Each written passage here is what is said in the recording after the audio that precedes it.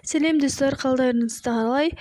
Бүгінгі біздің тақырыбымыз сіздерге ойлануға кеңес беремін. Не үшін үйлену керек? Әрбір ер азамат ертеңін ойлайды. Бірақ әркім әртүрлі көзқараспен болашағын жоспарлайды. Біреулер бай болсам дейді, біреулер махаббаттан қиыншылық көрмей өмір сүрсем дейді. Әрине, ер адам мағыналы, мәнді өмір сүргенін қалайды. Бірақ сол болашаққа дұрыс бағыт қойып, нық қадам басып жатырсыз ба? Кешегі күніңіз бен қазіргі күніңіз болашаққа деген өзгеріс бар ма? Осы сұрақтардың өзіңе жауап беріңізші.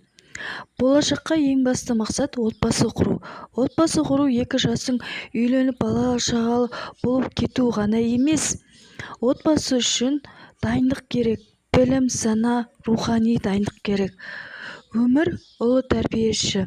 Бірақ өмір тәрбиесі аямайды. Басыңызды әрбір тасқа ұрып жүргенде уақыт зымырайды. Қалай өткенде білмейсіз. Біздің мақсатымыз Алла тағаланың разылығын алу. Қалған дүние сол Алланың қалауымен орындала береді. Отбасы құру үшін саналы еркек, саналы қыз қажет. Адамдар санасыз демеймін, әркімнің өз санасы бар.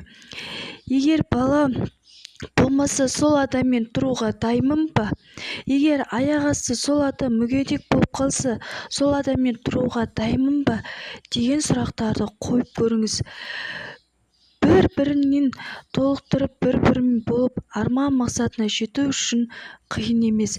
Әрқашан бір-біріне қолдау керек.